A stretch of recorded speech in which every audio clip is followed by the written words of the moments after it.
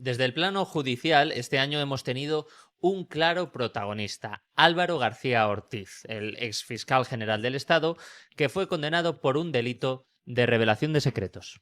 Hablamos de una condena de 2 años de inhabilitación, una multa de 7.200 euros y una indemnización de 10.000 más a Alberto González Amador, pareja de Isabel Díaz Ayuso. Primero se hizo pública la decisión, sin ni siquiera estar escrito el fallo, que se hizo público 19 días después. La sentencia ha sido calificada de creativa y despropósito por no haber pruebas directas y claras contra García Ortiz. Los jueces conservadores del Supremo pusieron en el centro la nota de prensa de la Fiscalía que buscó desmentir el bulo promovido por figuras afines a Ayuso, como Miguel Ángel Rodríguez, para defender a su pareja. Recordemos, González Amador reconoció a través de su abogado cometer 2 delitos fiscales, pero analicemos el contenido de la sentencia. Para ello tenemos a Pilar Araque, que es periodista de Tribunales de Público. ¿Qué tal, Pilar? ¿Qué tal? Buenas. Buenas, Pilar. ¿Qué es lo más llamativo de esta sentencia? Pues lo más llamativo, y lo habéis comentado, ¿no? Es que básicamente no hay pruebas directas, ¿no?, de que fuera García Ortiz quien filtrara este correo del abogado de la pareja de Ayuso en la que se reconocía, en la que se confesaban los delitos fiscales, ¿no? En este caso, la sentencia alude a una, cito, convergencia de indicios acreditados para señalarle como la persona que filtró este correo. ¿Qué precedente jurídico y político sienta esta condena? Pues por un lado, bueno, también hay que destacar que es la primera vez, ¿no?, que se condena a un fiscal general del Estado. Aparte de lo que, bueno, esta condena en sí, aparte de que se condena sin pruebas directas, también crea como una figura un poco extraña, ¿no?, que es la persona la figura del entorno, porque en esta sentencia dice que si no fue Álvaro García Ortiz, al menos fue alguien de su entorno, ¿no? También entonces ya se hace como extensivo a un ente, ¿no?, que no sabemos todavía quién, ¿no?, para señalarle como culpable. Entonces eso también puede provocar también un precedente que hay que también tener que más cuidado también para el resto de, ¿no?, o revisar o a tener en cuenta para otros casos.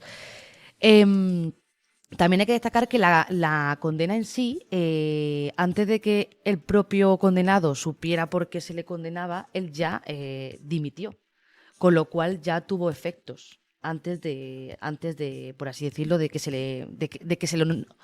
le notificara esta condena.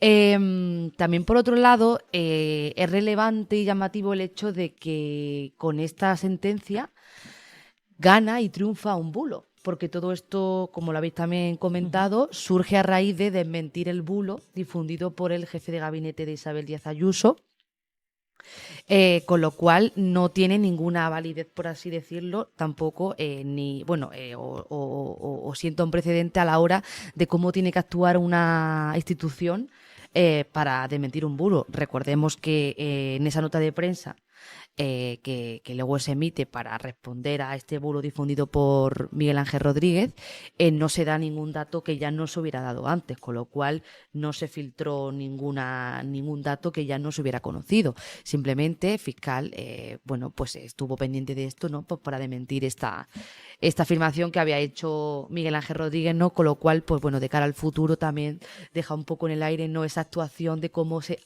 tiene que actuar, ¿no? Y bueno, también por otro lado, en cuanto a la cuestión que nos afecta a nosotros, a los periodistas, recordemos que en este juicio han declarado a varios periodistas en los que exculparon a fiscal general, y ese testimonio para nada se ha tenido en cuenta, ¿no?, a la hora de, pues como hemos visto que se ha condenado a fiscal general como la persona que filtró, cuando los periodistas que han contado estas informaciones han dicho que él no fue quien se lo filtró, con lo cual también nos deja un poco a nosotros en una situación, ¿no?, un poco de hasta qué punto, ¿no?, se nos cree. Hay 2 magistradas que emitieron un voto particular. ¿Qué dicen? Pues en pocas palabras y de manera muy resumida, inciden, ¿no?, pues precisamente en esta ausencia de pruebas, ¿no?, en lo relativo a la filtración del correo. Estas magistradas sostienen que las pruebas practicadas en el juicio oral no permiten tener por acreditados los hechos y la forma recogida en los escritos de acusación, tal y como se describe en lo relativo al relato mayoritario.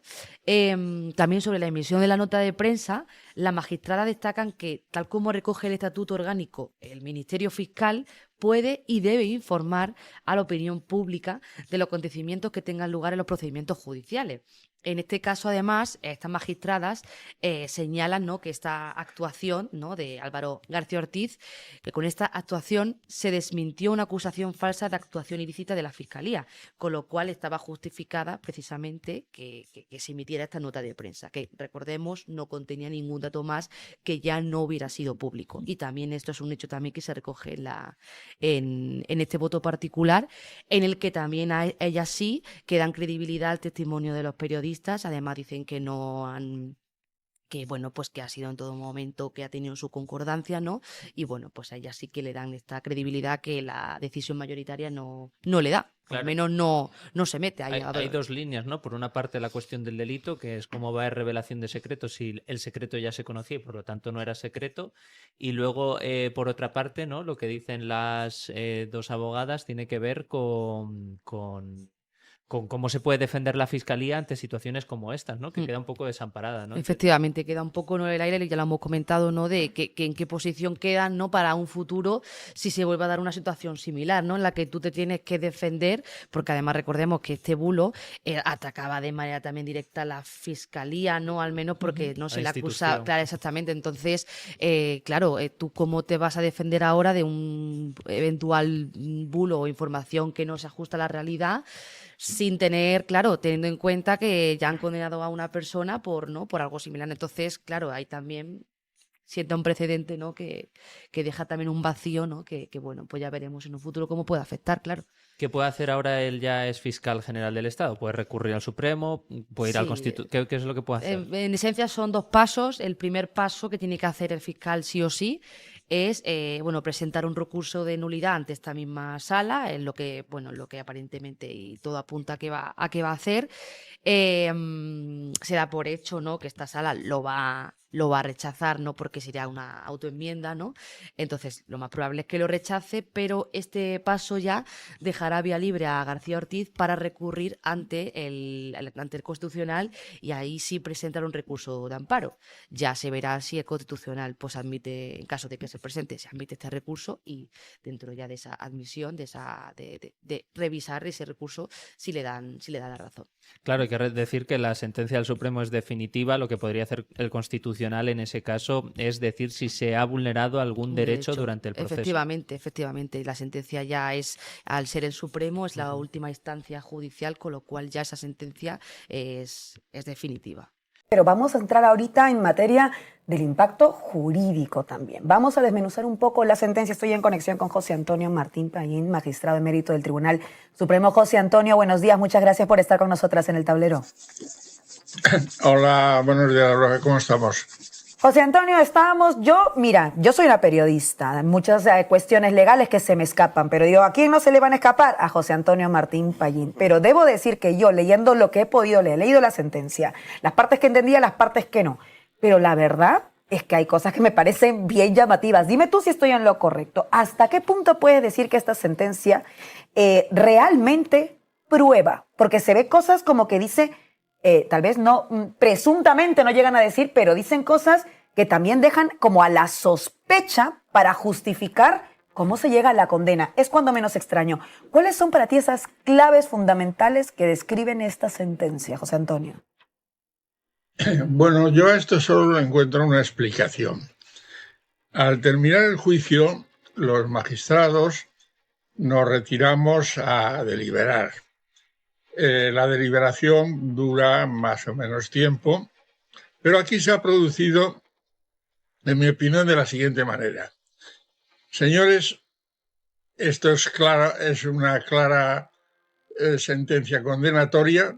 Vamos a votar 5-2 y vamos a anticipar la condena. Y después ya veremos cómo, en expresión coloquial y muy utilizada, vestimos el muñeco.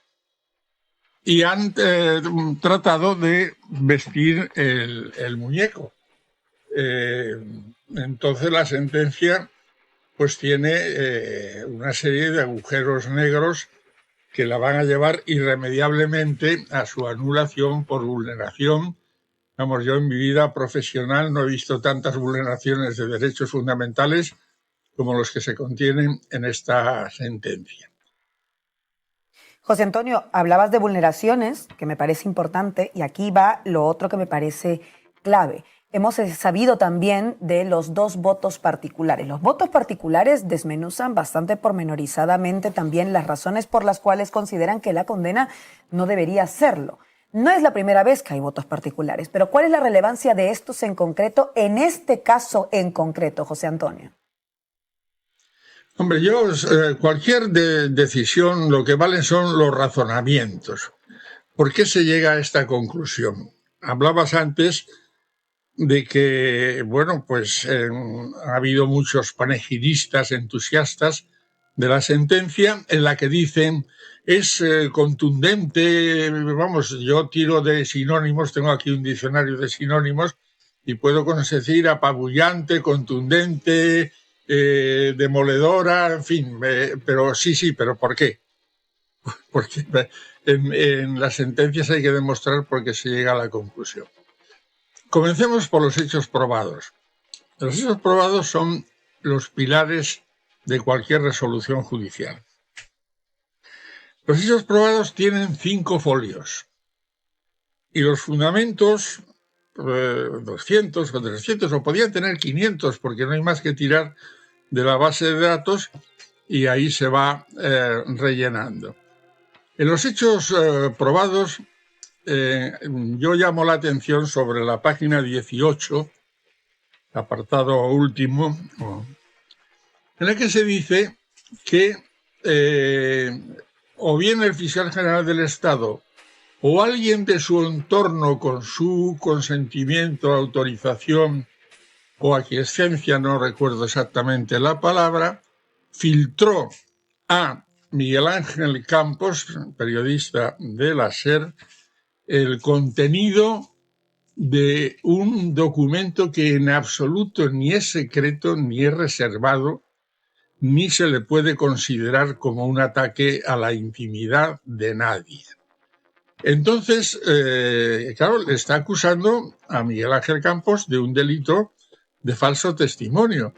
Pero después, como cree que realmente eso no tiene posibilidades ni consistencia, hace una serie de juegos malabares y termina diciendo, hombre, bueno, es que a lo mejor pues dijo que no había hablado con el fiscal, pero había hablado con el fiscal de la Secretaría Técnica. En definitiva, ya empezamos mal. En segundo lugar, interviene un tribunal que está contaminado, porque ya ellos fueron los que decidieron abrir el procedimiento penal y nombrar un instructor, con lo cual, con arreglo a la doctrina del Tribunal Constitucional y del Tribunal Europeo, ya han perdido la imparcialidad. Se han apartado del principio de legalidad. O sea, a mí lo que me parece casi de expediente disciplinario es manipular un artículo del Código Penal. Yo no sé si lo tenéis ahí a mano. Hablan de un delito del 417 por vulneración de datos reservados. Oiga, yo ese artículo o me han engañado en la librería y me han vendido un código del Perú o no dice eso, dice secretos y revelaciones. Luego ya manipulan el artículo 417. Deberían saber, porque están en el Tribunal Supremo y se les supone conocimientos, que la Fiscalía no forma parte de las administraciones públicas y lo que están es condenando por un delito contra la administración pública. En tercer lugar, debían saber que no se puede andar jugando durante un proceso con el objeto del proceso. Es decir, tan pronto dice, no, ¿ha sido la filtración? No, pero si no es la filtración, es la nota. Mire usted, eso en un tribunal serio, y mucho más el Tribunal Supremo, no puede hacerlo vulneración del principio acusatorio. En quinto lugar, o en cuarto, ya me he perdido. Señor Hurtado, usted tiene que justificar por qué entra en la Fiscalía General del Estado. No lo hace, se lo dice el artículo 588 de la Ley de Enjuiciamiento Criminal y no lo hace. Es verdaderamente asombroso, esto ya roza la política, de que una sentencia de esta naturaleza no haga ni la más mínima crítica ni comentario sobre la gravedad que supone entrar en la Fiscalía General del Estado. Lo cual quiere decir, si uno se lo lee, que son casi 10 o 12 folios, que aplauden la iniciativa de una medida que vulnera también otro derecho fundamental.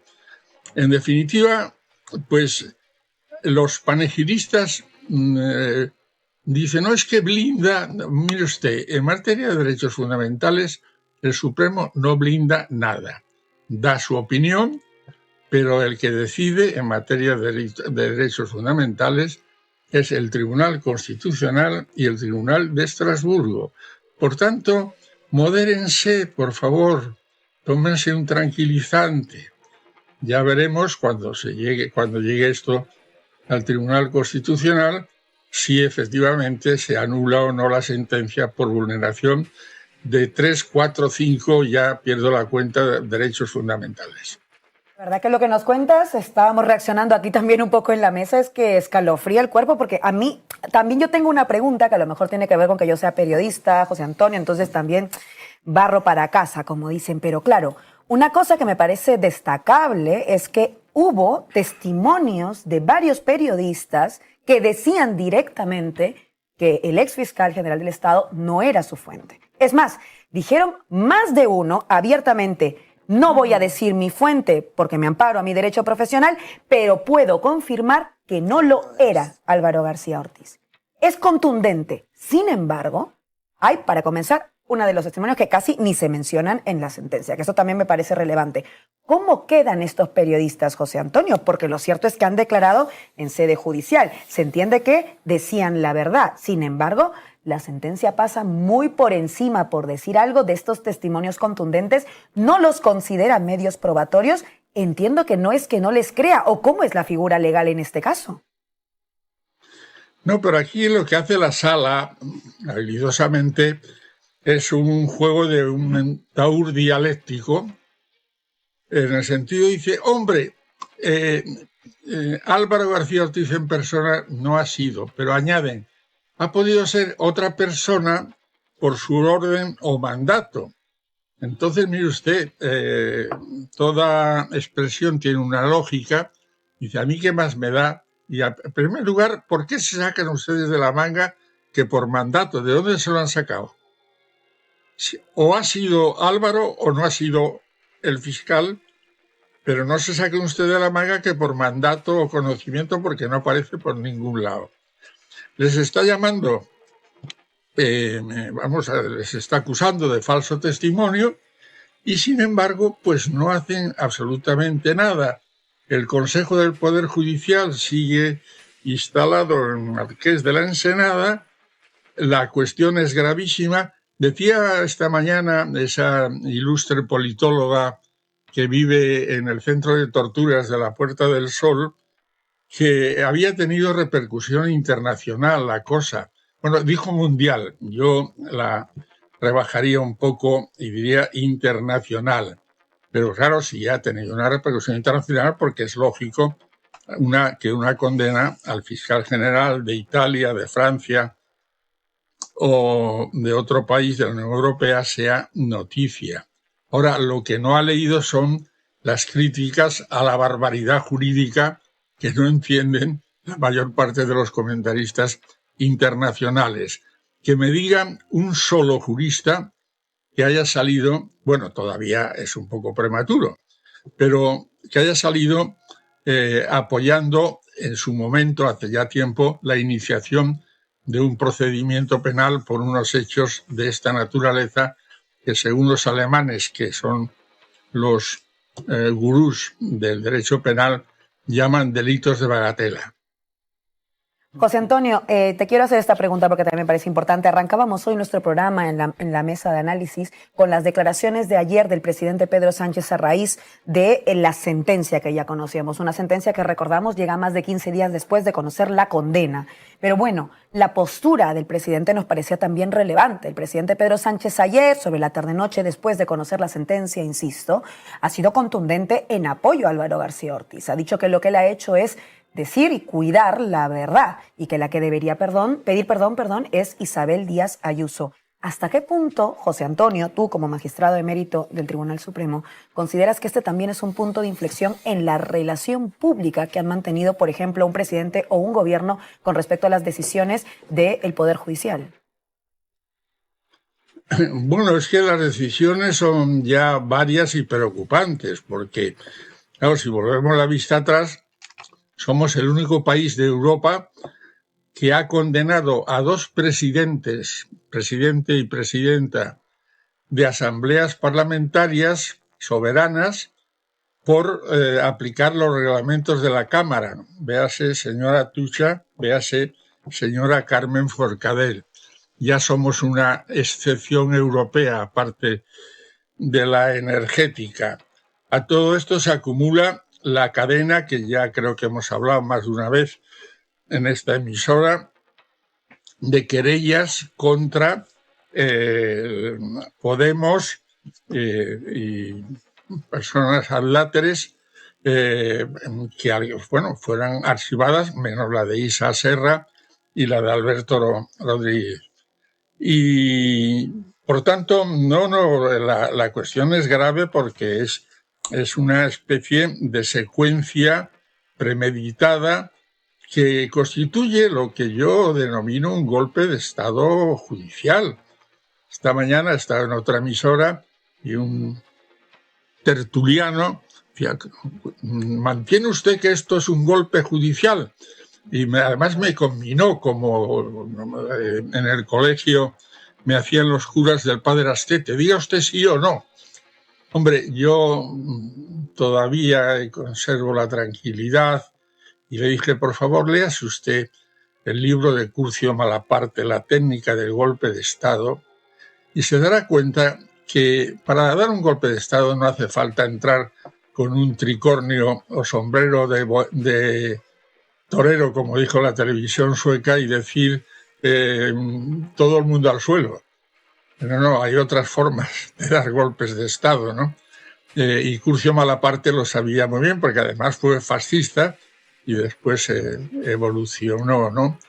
Entonces esto está dentro de un camino que también, por ejemplo, ayer decía otra contertulia, es que se han interpuesto cerca de 70 querellas contra el presidente del gobierno. Se ha considerado que el gobierno es una organización criminal. Y claro, en primer lugar, ¿quién las ha puesto? Pues manos limpias, hazte oír, abogados cristianos y toda la tropelía fascista que se dedica profesionalmente a poner querellas. El Tribunal Supremo todavía no ha dado el paso, pero yo, a la vista de los acontecimientos, no me extrañaría que un día abogados cristianos pues les acusase, por ejemplo, de no haber ido a la procesión del Viernes Santo y a lo mejor pues por ofensas a los sentimientos religiosos abriese unas diligencias. Yo ya, a la vista de lo que está pasando, soy capaz de creerme todo.